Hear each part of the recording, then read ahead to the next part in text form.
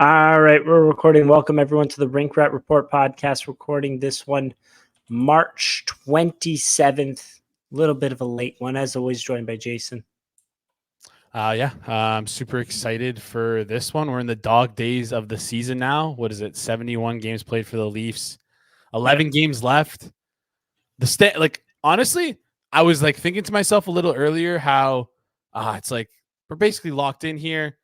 There's nothing really much to do. We can't go up, we can't go down. But then I see Tampa Bay, and it's like shit. We kind of got to get on our horse a bit here because we could fall into the wild card spot, which could be good, or it could be very bad. Honestly, it might be more good or neutral than anything else. But yeah, excited that these games are starting to mean a little bit something more. Maybe we'll talk about that a little bit later. Just the prospects of falling into the wild card spot.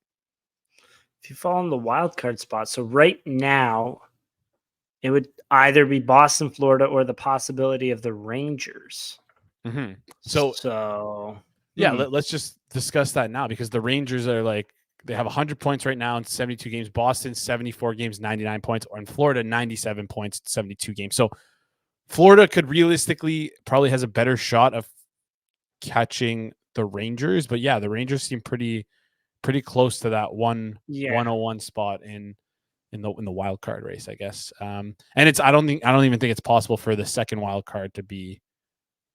Right now they're 8 points up on the second wild card spot, which is the Washington Capitals, which the Capitals could easily leapfrog the Philadelphia Flyers in this situation. So there's that. So it kind of looks like the Leafs are going to be, in that first wild card spot, which is funny because then that means that instead of, people are saying, oh, favor the wild card spot, but that just means it's the higher of Boston and Florida when you look at it, because the Rangers are ahead right now by 1 point. So there's a good possibility right now that it's either that you're playing Boston or Florida almost no matter what.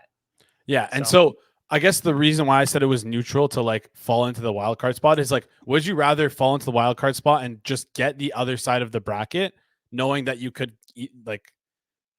draw I don't know, potentially Philadelphia if they end up winning or something like that? Is that something that would entice you? Or I guess that same proposition, I have no faith in Philadelphia winning around. Yeah. So I mean, no faith. Chances are you either play New York then Carolina, or you play Florida then Boston, or Florida then Tampa, or Boston then Tampa, or Boston then Florida. It's just, you know what? If you want to win the cup, you got to beat every team. So it doesn't really matter. Yeah. All these teams are very good. I mean, yeah, you'd hope so. The Rangers haven't fluked their way into 100 points right now and a clinched playoff spot. So we're going to get into that. But before we get into that, this episode is brought to you by the spring cleaning champions Manscaped. This season, make sure to groom your carpets and the drapes with the leaders in the below-the-waist grooming. Clear out that winter bush with Manscaped's Lawnmower 5.0 and watch your confidence bloom like the springtime flowers. Embrace the season and join the 10 million men worldwide who trust Manscaped. With our special offer, go to manscaped.com and use the code RINKRAT, that is RINKRAT, for 20% off and free shipping. RINKRAT, 20% off, free shipping, manscaped.com. Go use it. I just saw that someone today sent me that they just bought it and cannot thank you enough. That's what keeps the show alive. So let's get into it. We didn't even talk about the main topic of today, the goaltending, as it has been all season a major talking point for the Toronto Maple Leafs. We had Ilya Samsonov start off less than ideal, we'll call it. He started the first 2 games of the year, though. Yep. Less than ideal start. Joseph Woll came in. He was, how did he start? He had the Chicago game, which wasn't that great. And then from there, he took the ball and ran, essentially, after the Chicago game. Had a couple of hiccups here and there, but nothing crazy, I would say. But had some awesome games. His last game before he got injured was Ottawa. That was an incredible game. Stole the Dallas game, stole the Washington game, stole 2 Tampa Bay relief efforts. That's what I guess they would be called. 2 Tampa Bay relief efforts. Was lights out. He went down. Ilya Samsonov did not pick up the ball and run. Unfortunately, he got put on waivers in that time.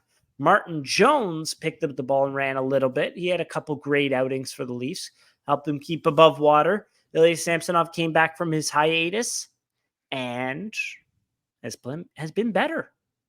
He's been much better. Above a 900 save percentage since he's come back from being on waivers. It's nothing crazy. It's like a 900-ish. So he's been all right. And you know what? His last few games, I would say, since Joe Woll came back, have also been all right. When you look at the starts from Ilya Samsonov so far, great, the coughing's back. Love it.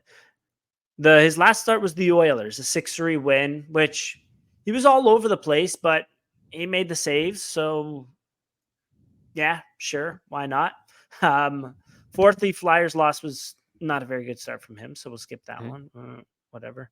5-4 Hurricanes lost in a shootout. Oh yeah, that was him, but that was 40 shots against. He played okay in that game, I would say. I don't fault him really in that one.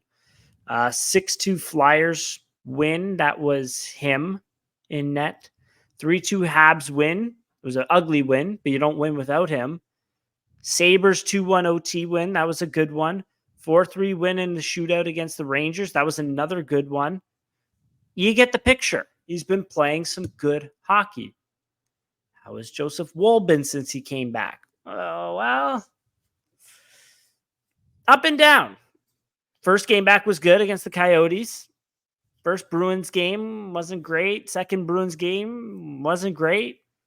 When the next time they give him a start? Oh, Capitals game was okay, I guess. 18, it was a light workload, but he did make some big saves, I remember, in that one. And then 2-1 Hurricanes loss. He actually played awesome in that one, in my opinion. And the 6-3 Devils loss was a tough game. I don't know, like, just the puck didn't seem to settle for him. It was ridiculous. But anyways, a lot of people want his head on a stake for that one.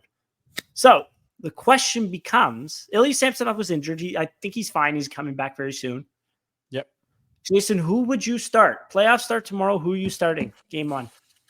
I was adamant all year on it being Joseph Woll. But like the closer we get, the more it's looking like it's not going to be Joseph Woll. I don't know if it's due to a lack, like, I don't know what's wrong with him. I don't know if it's a lack of confidence in him or it's just kind of maybe just him getting more reps. He doesn't look the same as he did earlier in the season. In what that way? Makes sense. Just in the sense of his confidence. I don't know if that's just something that I'm looking too much into, but I don't know. I just felt like maybe he's playing tougher competition. Maybe I don't know what it is, but like hasn't been doing well over these past few games since coming back from injury. Did he get rushed back from injury? I don't know. Or is this just the ebb and flow of being a goaltender, right? Like that could very well be it, right? So yeah, I think I always thought it was going to be Joseph Woll, but like, I mean, with 11 games left, it's like starting the needle moves towards Ilya Samsonov for me finally for like, I think probably the first time this season. Okay. It is definitely a tough one. Yeah. Because you've gotten 2 good starts from Woll and 3, not great. I just to jump in here, I think also one thing you have to factor in is who would respond better in a backup situation. And I think like coming in like in like if Samsonov starts out in the playoffs and starts for us, right? And he plays poorly and gets pulled, Joseph Woll comes in, right? But imagine the situation reversing. Joseph Woll starts for us in the playoffs. Ilya Samsonov comes in. Who do you think would do better in that situation? I think Joseph Woll is a little bit more accustomed and more attuned in his career than in that situation. I wouldn't care. You wouldn't care? No. Not even something you're considering? I don't think because I think I don't see a scenario. I don't see an NHL goaltender that it's like, oh, we have to start him because if the other guy craps the bed and he has to come in later, he's not going to be any good. Yeah. I just don't see that at all. Maybe. I don't know. I think a lot of goaltending is like sometimes between the ears. And I was listening to a podcast with Trevor Bauer, who's a pitcher, former MLB pitcher. And I think pitching is kind of similar to goaltending in the sense that MLB. Okay. All right. What happened? It's just interesting to think about the Trevor like Bauer, the baseball player. yeah, former MLB player, believe he's a NP Japanese league. Anyways, the mentality of I'm better than you. I am better, like the pitcher being better than the batter, the goalie being better than the shooter, right? A lot of this stuff is between the years, and once you lose that, he was talking about he had one season where he had like a 6.7 ERA for a lot of the season. He lost that feeling of I'm better than you, and it really made him spiral. And that's what I'm worried about. For Trevor Bauer likes to beat up women in the bedroom. No, I'm not using Trevor Bauer as an example here. That guy's a sick fuck. That guy's a sick fucking puppy, and there's a reason he's not in the MLB right now. Okay. I really don't care what Trevor Bauer has to say. He's not a goalie. Plain and simple. Like Trevor Bauer's a sick fuck. That's all I'm gonna say about him. And being a pitcher is way different than being a goalie, I would say. Like being a pitcher, how many starts does a pitcher get a year? 31, 32? Yeah, pretty That's similar. That's a backup to a goalie in the NHL, right? Well, You're not like attacking. a 1B. Well, with injuries and all this bullshit now, yeah. You're not attacking. Like pitcher, you're throwing shit at the batter, right? I guess there are some similarities because you're not even really on your own. But the similarities are in your head, and you are on your own. It's if this puck gets shot at me, am I better than you to save it? Like that's kind of the That's not what I think at all. Okay. No, no, I've never thought that. It's just I gotta get in front of this. I gotta stop it. I don't give a fuck who's shooting the. Well, you look at who the shooter is because of where you think they're going. It's not. Hey, this is Austin Matthews. I got to be better than Austin Matthews. It's, oh fuck, it's Austin Matthews. Mm-hmm. Right? Sorry to freak out. I hate Trevor Bauer with a burning passion. I think that guy's such a loser. But that's just my opinion right there. In terms of a goaltender, though, no. You play the better goaltender. You play the guy that you think is going to give you more saves. Who that is, I like Joseph Woll. I really like Joseph Woll. I like how I don't think he's looked that bad coming back from injury. It's just like, I can't deny Boston was a tough start. Boston was a tough start again on the road. And then last night, you didn't make that many saves. You made a couple good saves, but again, am I going to say were they the easiest starts? No. Did he give up some weak goals? Yes, 100% he gave up some weak goals. So it's like, then you look at Samsonov, and I have a screenshot of a play where, because we all know Samsonov gets swimming. He gets the goggles on at times, and it's a total catastrophe. There, I have a screenshot from the game against the Oilers where Draisaitl doesn't realize it, but he has the puck on his stick, and Ilya Samsonov is just facing the totally wrong way, and half the net is open because he slid across. He hit his heel on the post. He fucking spun around and was just lost. It was the most violent just movement nonsense I've seen in a long time. But then he recovered and he made the save. So, like, I'm not going to lie, a lot of the time against the Oilers, he looked like an ass, but he's making the saves. So it's like, it's a tough decision right now. But I guess at the end of the day, you let the season play out. Who's stopping more pucks, right? Yeah. I think that's really deep down what you got to go with. And when you look at it also, so Woll came back from injury. Who did they give more starts to so far? Samsonov. Yeah. Yeah. Well, something interesting there. Yeah. I think when we predicted, like, when Woll was coming back from injury, we were like, hey, like, not when he was coming back, but like when he got hurt and like how it would happen for him coming back. We didn't expect Samsonov to have the turnaround that he's had so far. Right? No, not at all. And I remember, so right when we went on waivers, like. Well, no. Do you remember what happened? It was Woll got injured. Yeah. And we had to have a bet. We were like, because Martin Jones had played like one game and he played pretty well. Yeah. I think it was. And we were like, what do you think is going to happen over these next 15 games that we think that Woll's going to be out? 900 save percentage for Martin Jones or Samsonov finding his game? And you said Jones. I said Samsonov. And then a week later, it looked like I was so totally wrong. I was like, I've never been so wrong in my life. But then fast forward 2 weeks later, and it was like, I didn't.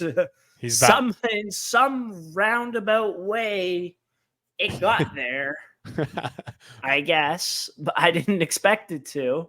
Yeah. After he went on waivers, I thought he was done for. I gotta pat ourselves on the back because we said go out and get Charlie Lindgren, who's like basically helping out the Washington Capitals get into the playoffs right now. Like, why didn't anyone else go after Charlie? I don't know. Maybe he just wasn't available, but like, fuck, seems like he was not available in the slightest. That guy has been getting so hot at points this season. It's ridiculous. But then the big bad Toronto Maple Leafs come into town and they score 7 on destroy him. So. Yeah. Take that, Washington. Take that. But yeah, like it feels ugly almost for me to say. But if playoffs started tomorrow, like injuries aside, like in a vacuum, with how Samsonov has played and how Woll has played, I'd almost lean towards Woll, Samsonov. Mm-hmm. I would almost lean towards Samsonov, even though Woll is the better goalie. Right? Feels shitty to say, but you gotta go with what's in front of you, right? Well, yeah, but also, yeah, you're fully right, and I agree with you. Like Joseph Woll is also, we're not trying to project who's going to be who we'd rather have in two years from now. It's like, who do we need to win a game tomorrow? Like tomorrow, right?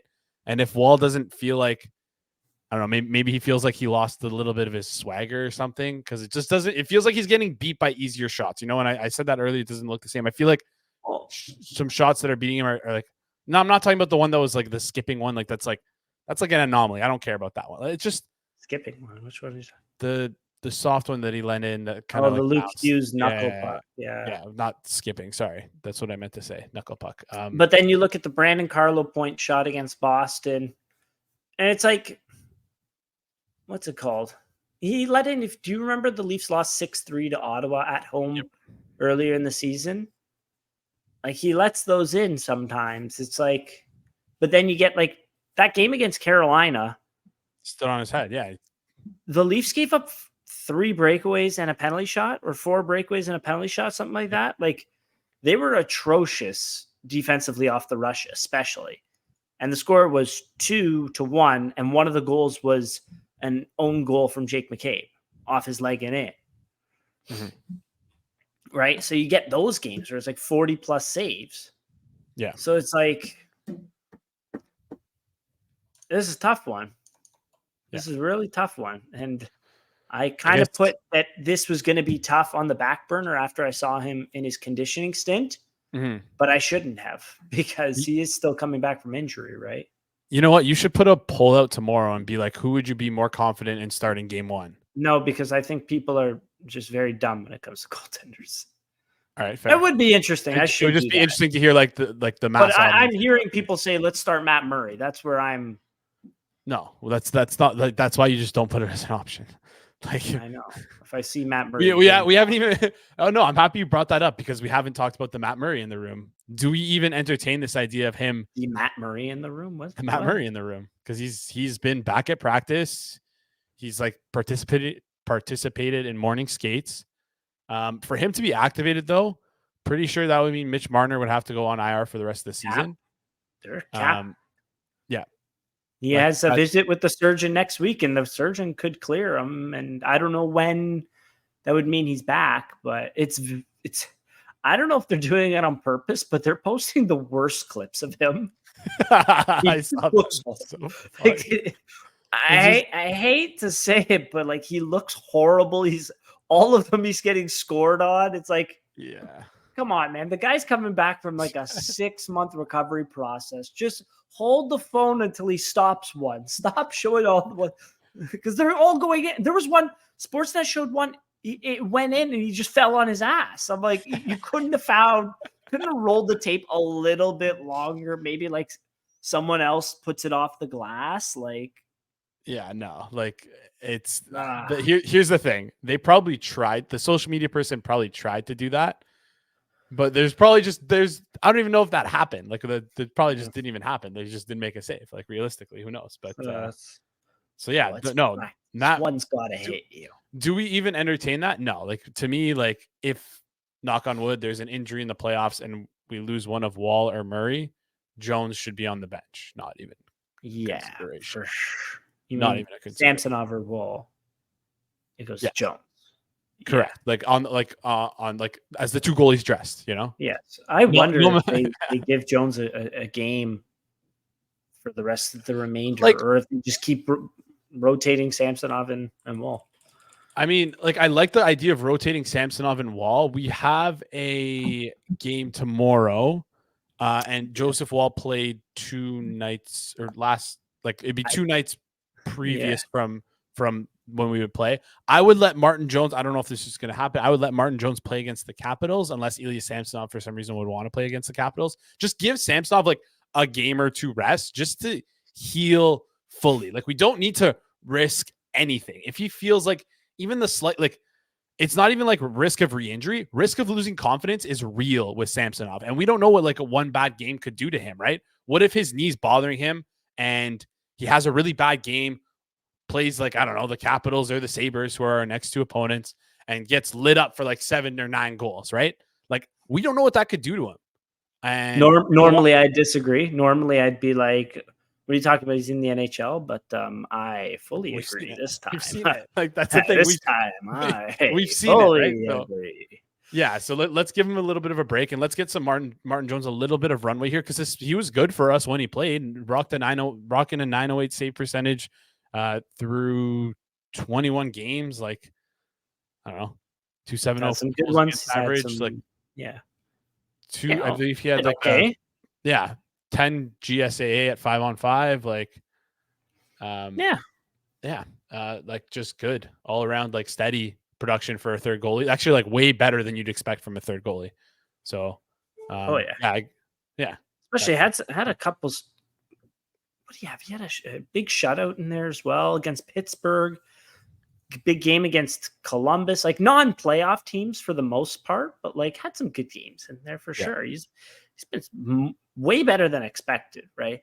So that's been good with Martin Jones. But are you in agreement? Playoffs start tomorrow. Samsonov. Injuries aside, Samsonov.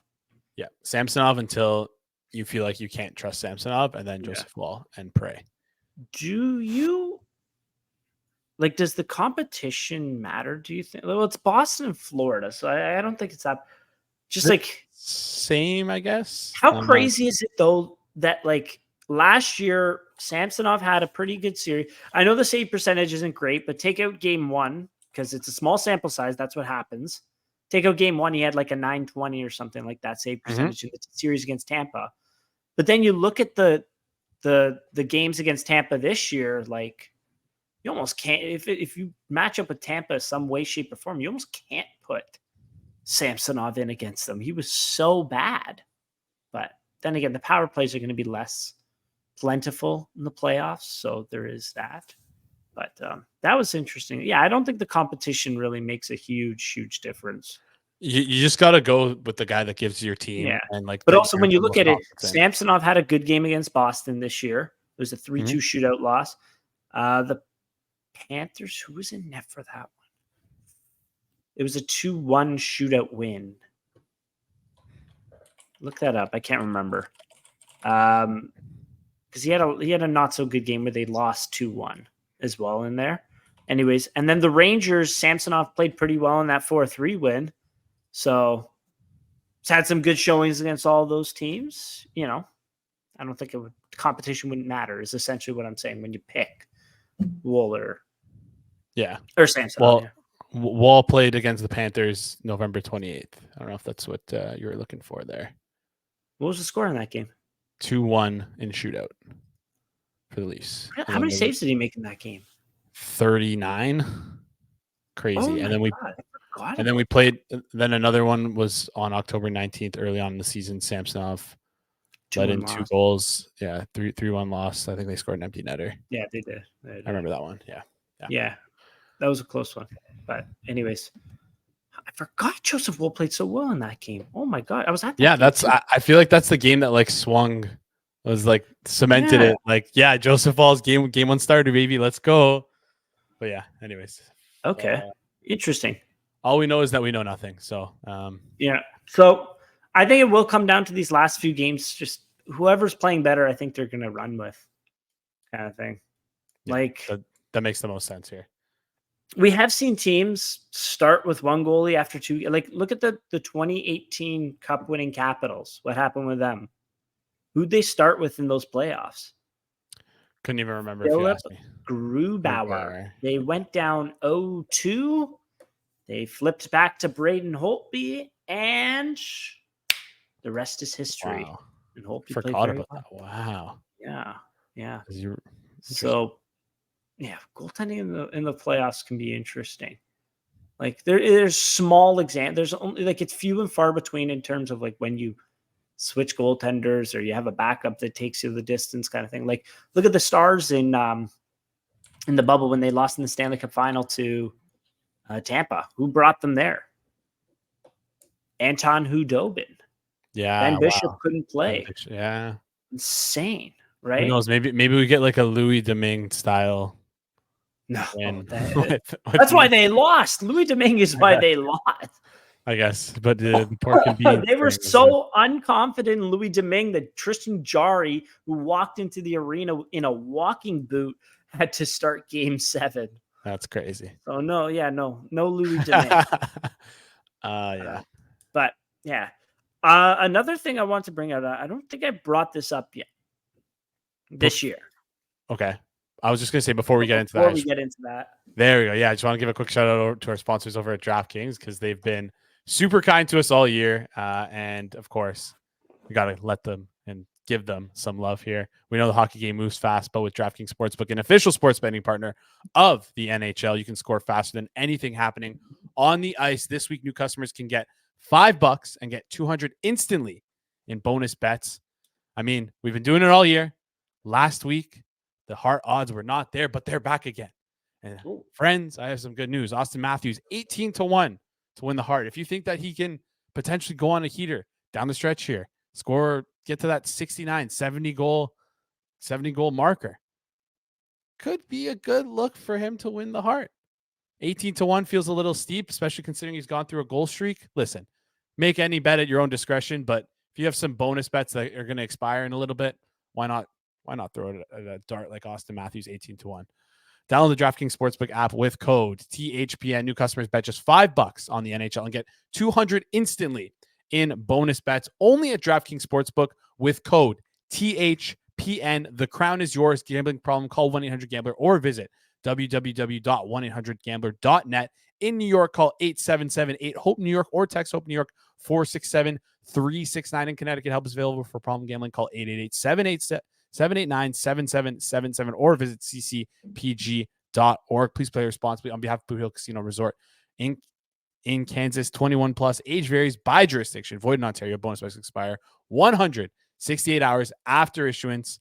See dkng.com/hockey for eligibility and deposit restrictions, terms, and responsible gaming resources. NHL and NHL Shield are registered trademarks of the National Hockey League. Yes, sir. Yes, sir. That's it. So I took a look at, I don't know why this is off by so many games, but who cares? I wanted to point out something. So it's clear the Leafs this year have not been doing as well as what they did last year. Not a hot take. It's just a fact, right? And so my question is why? Jason, do you have like a reason? Why have the Leafs not been doing as well this year as they did last year? What are your big differences? Define well. I feel like they're playing pretty close to as good as previous years. Last year they locked up second place. The only people above them were the historic Boston Bruins, who historically collapsed in the first round. That was very fun to watch. Well, yeah, okay. I don't know. What would you tell me? What would what would be the reason as to why they're not playing as well this year? So the big difference is, so in terms of players, when you look at it, two guys actually dropped off a fair amount. This is I only have through 68 games played this year. So I'm missing the last 3 games, right? Two players from last year, they were producing I know where you're going X with level, fell off. Like there's a few, there's more than a few that I'm going through. Ready? Mm-hmm. Number 1, John Tavares' points at 5-on-5. Points per 60 at 5-on-5 last year was 1.81. Or sorry, this year it's at 1.81. Mm-hmm. Last year his 5-on-5 points per 60 was it was 2.09. So it's kind of a decent drop off right there. Yep. Right? Another player who had a decent drop off and has been injured now, so thus meaning he's had to be replaced. Calle Jarnkrok last year was at 2.14 points per 60 at 5-on-5. Pretty solid. He had overall 29 points. He had 16 goals. This year, Calle Jarnkrok has fallen all the way to 1.55. Right? And he's missed a lot more games. He's at 52 games right now. Mm-hmm. Right? So he's missed about 10. Last year, he only missed about 9 total. So that makes a little bit of a difference. You want to hear another one here that I completely I haven't heard anything about this year from anyone, but what the hell is this guy's name? His name is David Kampf.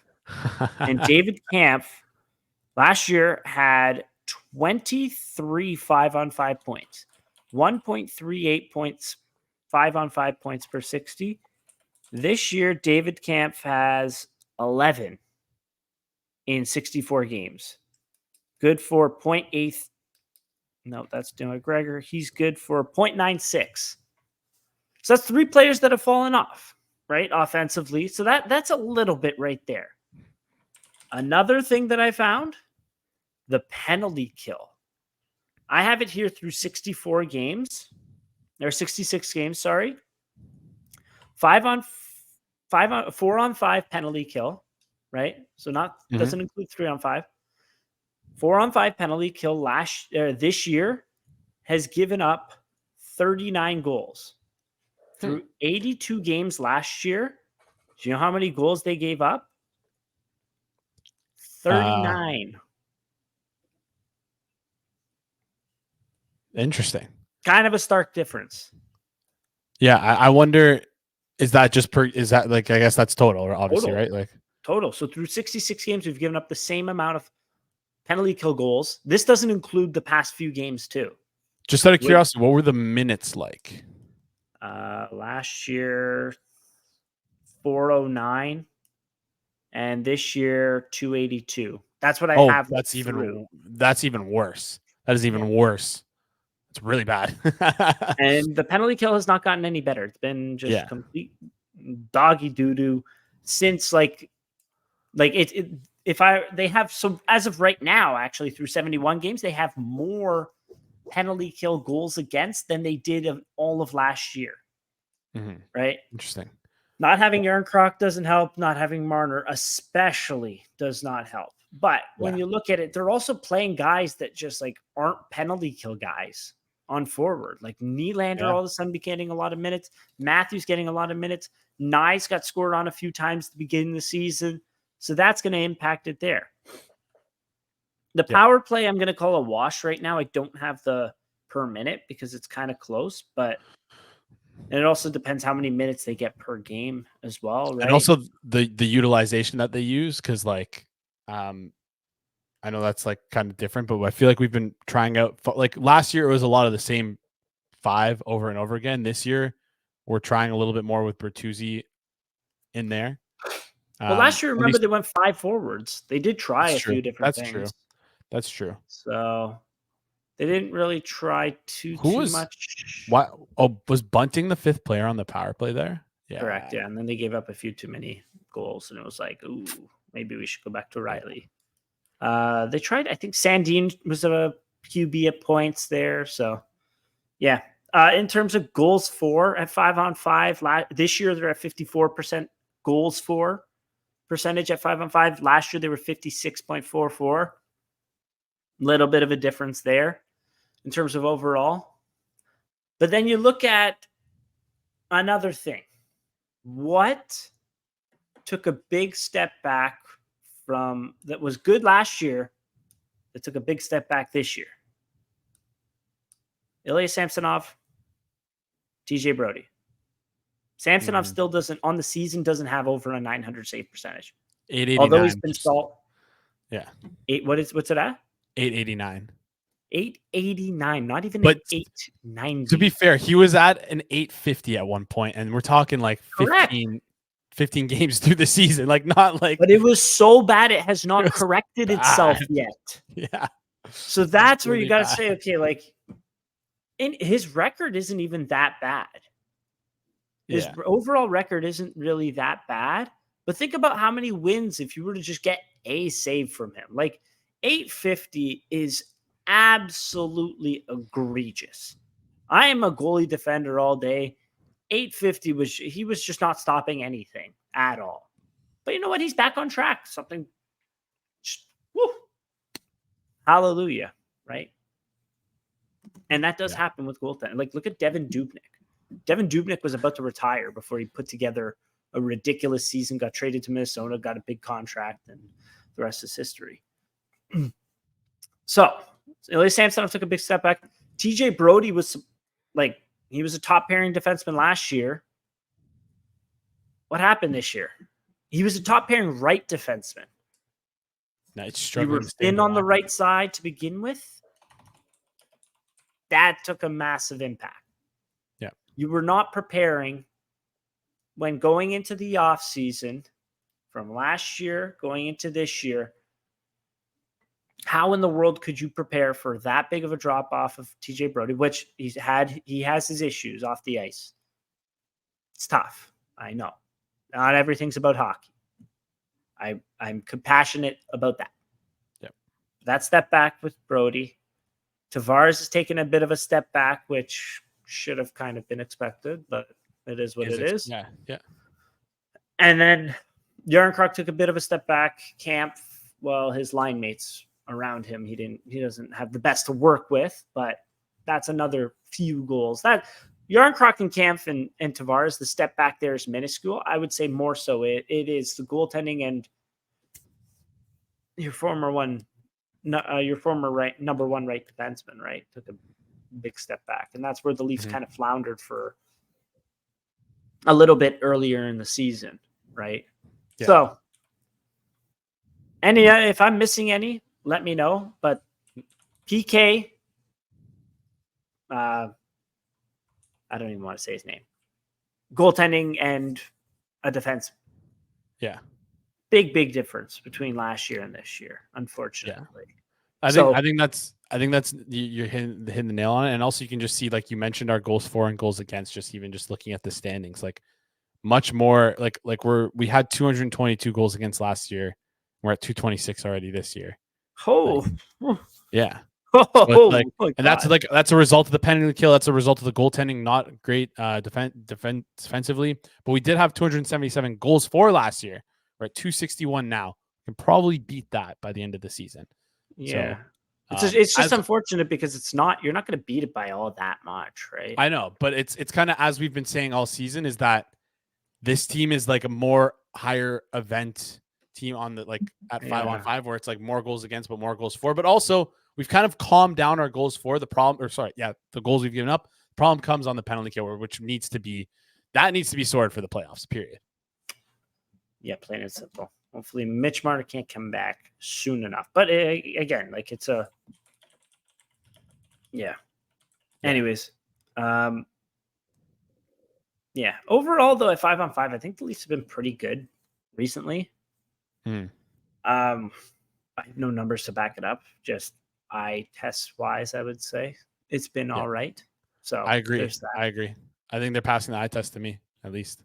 So yeah, but That's all I have. I wanted to talk about like last year to this year. So then like now when you're planning going into the off season, the thing is unexpected things aren't going to happen though. That's also what you get. Like what if next you're going into the off season?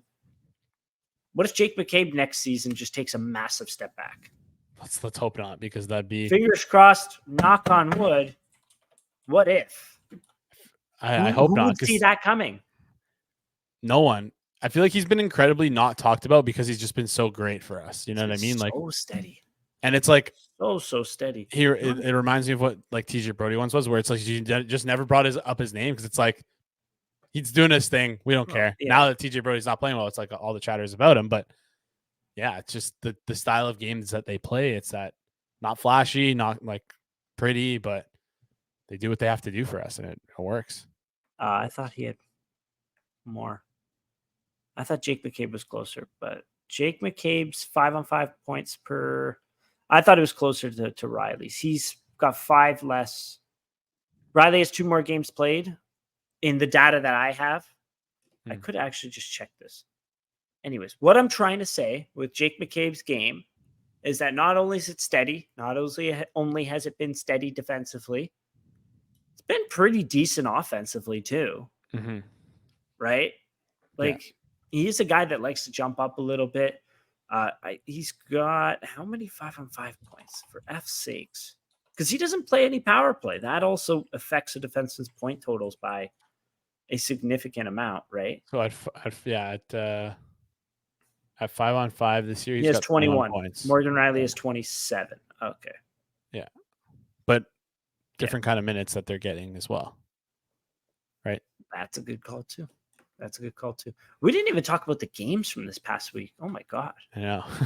How did that happen? How did that go by the way? We just dove right into the goalies, which is and we're 42 minutes in. Yeah. Anyway, the one thing I did want to mention from the games and why Morgan Riley actually reminded me of it.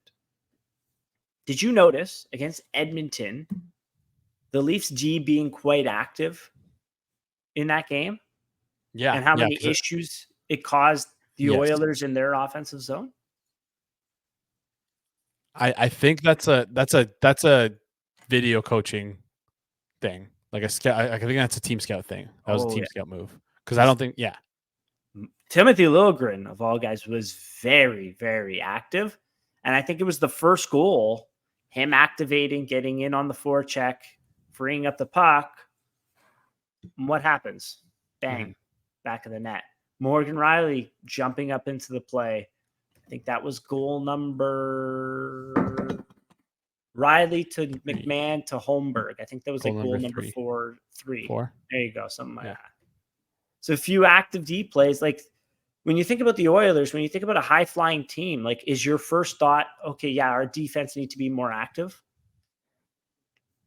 It's quite an interesting play. I mean, it almost did burn them a couple times. Like the Oilers did have a couple wasted rush opportunities, I will say, but the Leafs were up 5-0. 5-0. Yeah. So that was something interesting that I noticed. It was like, McDefense couldn't handle them. McBack check. Maybe if you worked a little harder. Exactly. Yeah. And then the New Jersey game, that was just a pile of shit. So just high, a lot of offense, but the negatives were ever so negative. I don't know what the hell they were doing out there. Mm-hmm.